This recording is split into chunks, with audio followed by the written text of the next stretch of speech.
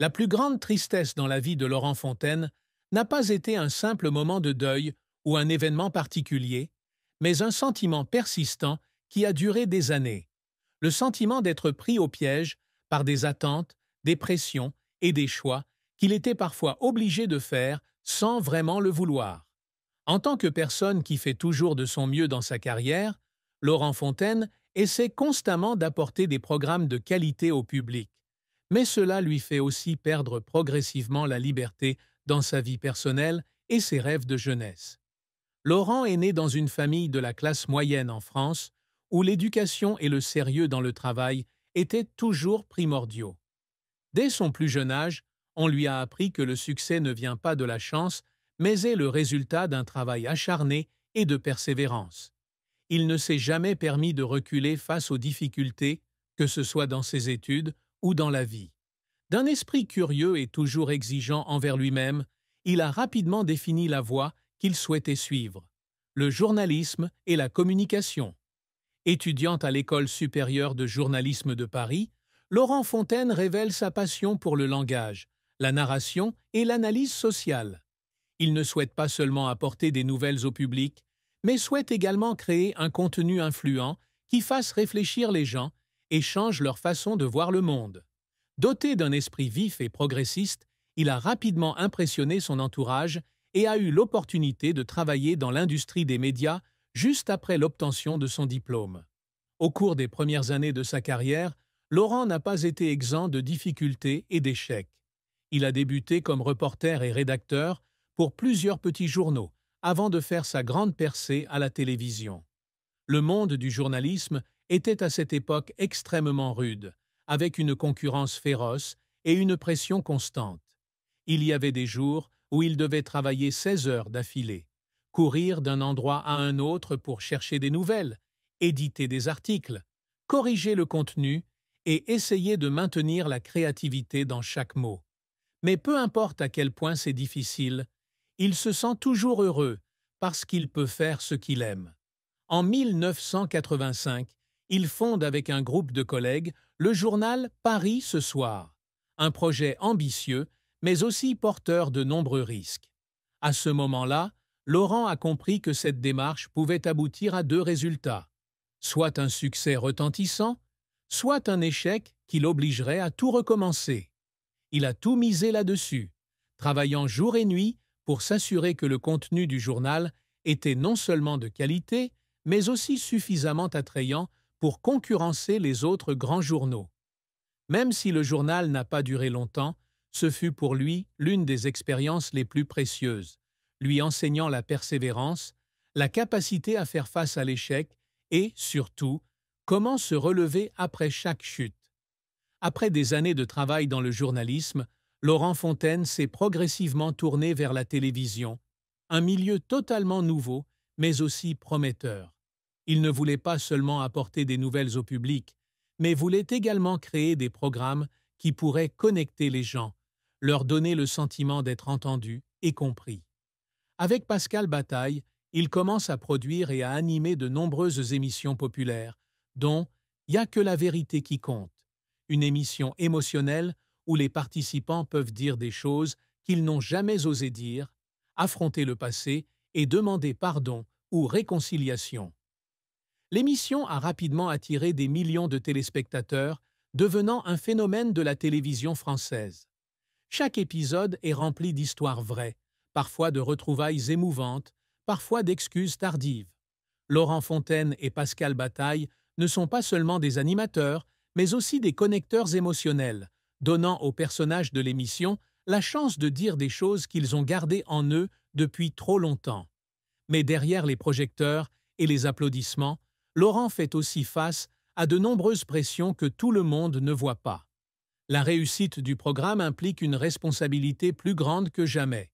Il doit non seulement garantir la qualité du contenu, mais il doit également faire face aux critiques des médias et de l'opinion publique. Parfois, la série a été critiquée pour être trop exploitante émotionnellement et pour avoir fait en sorte que le fait de raconter des histoires privées à la télévision puisse blesser les personnes impliquées. Ces commentaires ont empêché Laurent de dormir la nuit, se demandant si ce qu'il faisait était vraiment la bonne chose à faire. Dans des moments comme ceux-ci, il s'assoit souvent seul dans son bureau, regarde les vidéos enregistrées du programme, écoute chaque... Peu importe comment le monde change, Laurent Fontaine n'est pas un homme parfait. Il a eu ses erreurs, ses décisions qui n'étaient pas forcément bonnes, ses moments où il se sentait perdu. Mais c'est un homme qui n'arrête jamais d'essayer. C'est un homme qui met toujours du cœur dans ce qu'il fait, se battant toujours pour protéger les valeurs auxquelles il croit.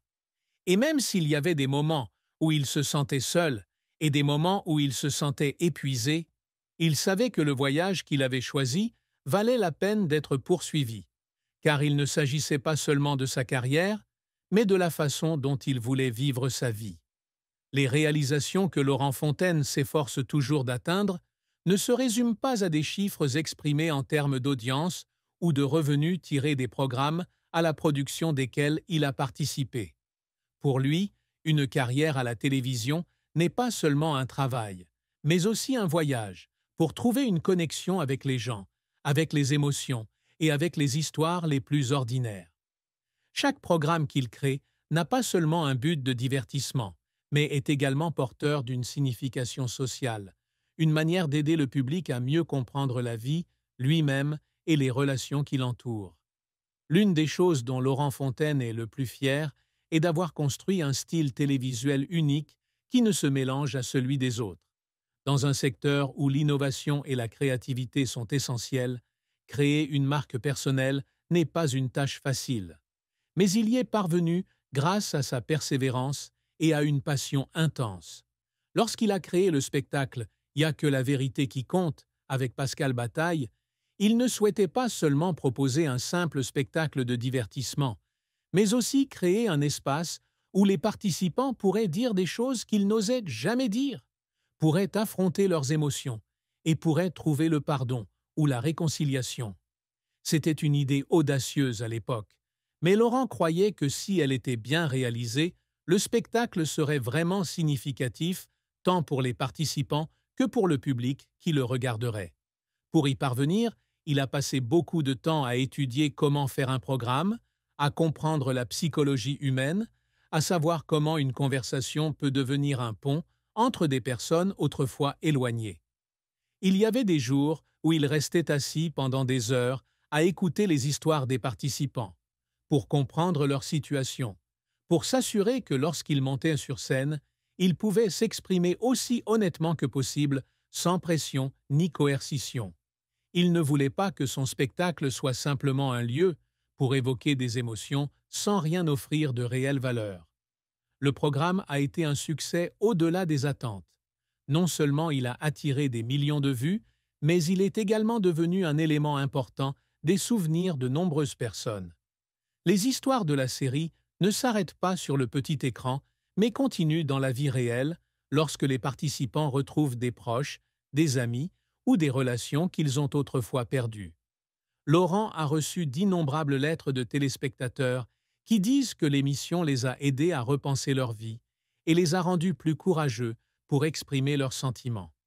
Ce sont ces moments qui lui font sentir que tous les efforts, toutes les nuits blanches pour perfectionner chaque épisode en valent la peine. Mais toutes les histoires n'ont pas une fin heureuse.